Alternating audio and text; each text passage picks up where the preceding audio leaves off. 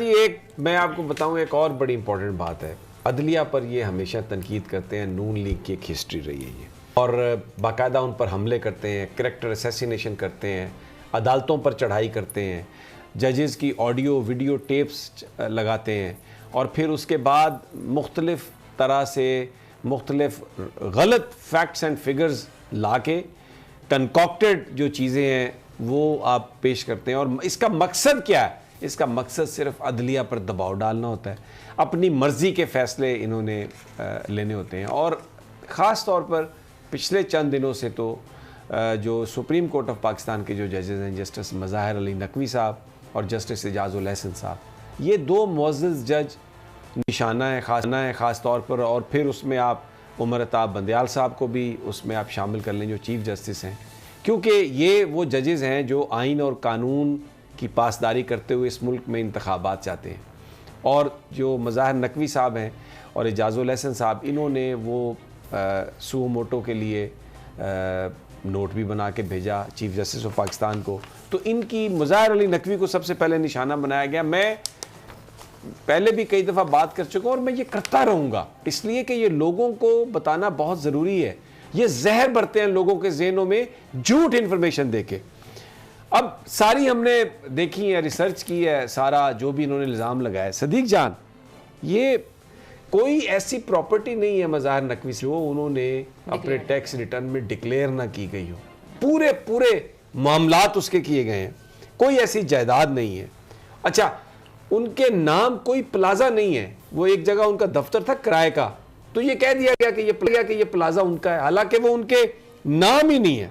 उनके बच्चों का भी जो दफ्तर है वो भी किराए पर है, वो भी किराए बेटी को जो फीस भेजी है वो भी प्रॉपर्ड है, किस्तों में भेजी है, वैसे कोई इतनी ज़्यादा फीस भी नहीं है, वो भी किस्तों में भेजी है। इस पे मैं आपको बताऊं, देखें ये बहुत ज़्यादा अफसोसनाक भी है और शर्मनाक भी है। और इसकी ना समी से पहले इसका बैकग्राउंड जानना ज़रूरी है कि मज़ाहिर अली अकबर नकवी साहब को टारगेट क्यों कर रहे हैं।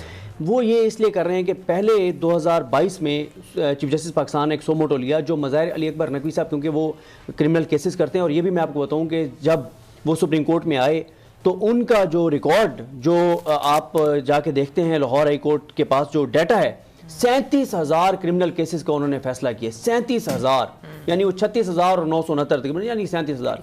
यहाँ पे भी आके वो तेजी से फैसले कर रहे हैं। अभी भी सुप्रीम कोर्ट का आप रिकॉर्ड उठा के देख लें। और मैं आपको एक और चीज़ बताऊँ, ये याद नहीं रहा, ये भी हमें करना चाहिए कि बंदयाल साहब के दौर में 2022 में सुप्रीम कोर्ट ने रिकॉर्ड बना दिया केसेस डिस्पोज ऑफ करने में, और उसमें भी मज़ाहिर अली अकबर नकवी साहब का बेंच जो है वो ज़बरदस्त तरीके से काम कर रहा है। अब हुआ ये कि मज़ाहिर साहब के सामने कुछ चीज़ें आई, उन्होंने एक नोट लिखा। उन्होंने चीफ जस्टिस को कहा कि ये जिस तरह से तकर्रर और तबादले की चीज़ें सामने आ रही हैं हुकूमत के आने के बाद, ये खुद बेनिफिशरी हैं, ये कन्फ्लिक्ट ऑफ इंटरेस्ट है, जिनके अपने केसेस हैं वो बैठ के प्रोसिक्यूटर लगा रहे हैं। आपको नहीं पता, मुझे नहीं पता, तो चीफ जस्टिस और सुप्रीम कोर्ट को कैसे पता नहीं होगा? पूरे पाकिस्तान को पता है कैसे उन्होंने यहाँ पे तकर्रर और तबादले किए, कौन है किसके। यानी दिलचस्प बात देखें, शरीफ खानदान को डिफेंड करने वाला भी उसी चैम्बर का और प्रोसिक्यूशन वाला भी उसी चैम्बर का लगा। मतलब इससे बड़ा इंसाफ तो नहीं हो सकता ना, एक ही चैम्बर के पलड़ा, ये होता है तराजू पलड़ा बराबर करना, एक ही चैम्बर के बंदे दोनों डिफेंड करेंगे, प्रोसिक्यूशन और अक्यूज को भी। अच्छा, उस पर सोमोटो हो गया ये नैब में, और ये सारी चीजें जो हुई। अब ये हुआ, इन्होंने समी साहब, इन्होंने एक तो ना इनके जो भी स्क्रिप्ट लिखने वाले हैं, जैसे मैंने कहा, वो बड़ी नालायक हैं। अब आप देखें, इन्होंने जिस दिन चेयरमैन नैब रिटायर हुए उसी दिन सारों को नोटिस हो गए। जिस दिन पाकिस्तान बार काउंसिल ने प्रेस कॉन्फ्रेंस की कि हम मज़ाहिर अली अकबर नकवी साहब के खिलाफ प्रेस के रेफरेंस दायर करेंगे, वो यहां से सुप्रीम कोर्ट से सीधा वज़ीर आज़म शहबाज शरीफ के पास गए हैं, और तस्वीर आई है, खापे, रोटियां और ऐलान भी हुए हैं, निहारियां, ऐलान भी हुए, कुछ वादे भी हुए हैं, ठीक है, वो बैग हमें नजर नहीं आए। हाँ बिल्कुल।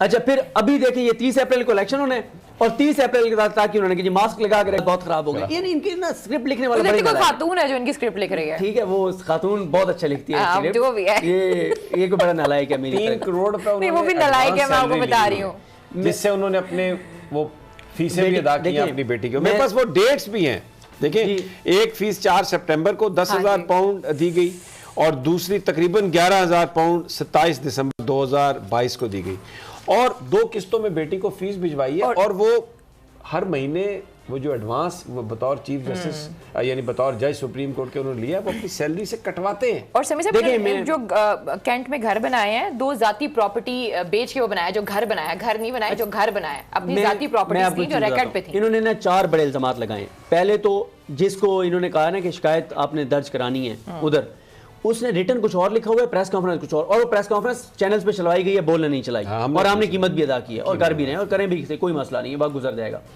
अब देखिए जो 4-5 इल्ज़ाम लगाए ना, एक इल्ज़ाम लगाया ये ना, एक इनकी, मुझे समी साहब मैं आपको एक बात बताऊँ, इन्होंने पनामा भी यही किया था, पनामा बेंच में शामिल एक जज की फैमिली के हवाले से बातें, गुफ्तगू की उनकी बेटी के हवाले से, इतने ये घटिया और गलीज लोग हैं यार, फैमिलीज को तो छोड़ दो ना, ठीक है। इन्होंने क्या कहा कि इनकी बेटी की फीस कोई और अदा कर रहा है, उन्होंने सुप्रीम कोर्ट में जो अकाउंट है उनका, सुप्रीम कोर्ट में जिसमें उनकी सैलरी आती है, एक्चुअली ये अकाउंट जब वो जज बने थे तो हबीब बैंक का अकाउंट है, हाई कोर्ट के सामने जो हबीब बैंक है ना उसमें ये खोला गया था। नहीं अभी तो सुप्रीम कोर्ट के अंदर है ना, अभी जिससे तो अंदर है, हाँ अभी ये सुप्रीम कोर्ट के अंदर है, जिस अकाउंट में उनकी सैलरी आती है सुप्रीम कोर्ट से उन्होंने एडवांस लिया हुआ है, उस अकाउंट से पैसे, और फिर उन्होंने स्टेट बैंक को अप्लाई किया क्योंकि उनकी बेटी बाहर पढ़ती है, उन्होंने अप्लाई किया और उन्होंने करेंसी एक्सचेंज क्योंकि होती है, फिर इन्होंने कहा जी जिस प्लाजे में उनका था दफ्तर तो वो उनका अपना प्लाजा है, मैंने अच्छा इसमें हमारे दोस्त मोहसिन इजाज को भी क्रेडिट जाता है, उन्होंने भी काफी इसके ऊपर तहकीकात की, ठीक है, उन्होंने आज हमारे साथ होना था लेकिन वो क्योंकि ARY की पॉलिसी है तो फिर जाहिर है हम उनका एहतराम करते हैं, ARY भी हमारा एक बड़ा मोअज़्ज़ज़ चैनल है, उनकी एक अपनी पॉलिसी है। अच्छा फिर इन्होंने एक कहा कि जी उन्होंने एक ना प्लाट लिया था, प्लाट लिया 47 लाख का और बेचा पता नहीं 5-6 करोड़ का। अब ये इतने बददियानत हैं, वो प्लाट उन्होंने लिया था 2006 में 47 लाख का और 2021 में घर बना के 2 मंजिला, ठीक है, और वो बेचा 6 करोड़ में, 6 करोड़, और वहां पर प्रॉपर्टी डीलर कहते हैं कि जैसा प्रॉपर्टी सस्ती बेच गए, ठीक है। अच्छा फिर कहा जी एक जज साहब ने नया घर बनाया है, ये नहीं बताया कि 2 प्रॉपर्टीज बेच के वो घर बनाया, बेटे उनके जो प्रैक्टिस करते हैं उनके दफ्तर जो है वो किराए के।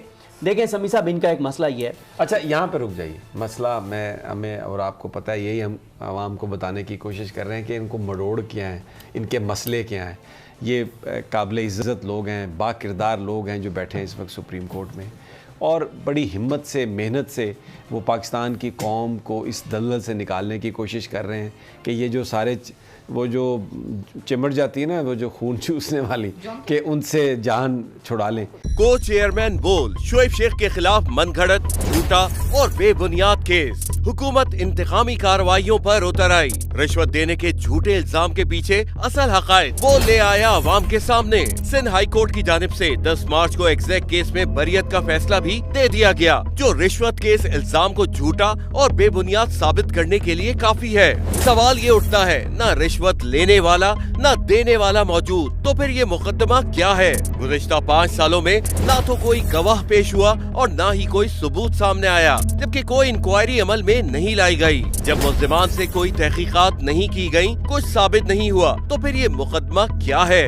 इससे कबल केस की इंक्वायरी कमेटी के सामने खुद जज कादिर मेमन ने रिश्वत के इल्जाम की तरदीद की थी और कमेटी को तहरीरी तौर पर आगाह भी किया था। इस झूठे और बेबुनियाद केस की कानूनन कोई हैसियत नहीं। सिंध हाई कोर्ट इस मुकदमे में शोएब शेख को बरी कर चुकी है, तो फिर इस नाम नेहाद इल्जाम की कानूनी हैसियत क्या है? बोल इंसाफ का मुंतजिर है।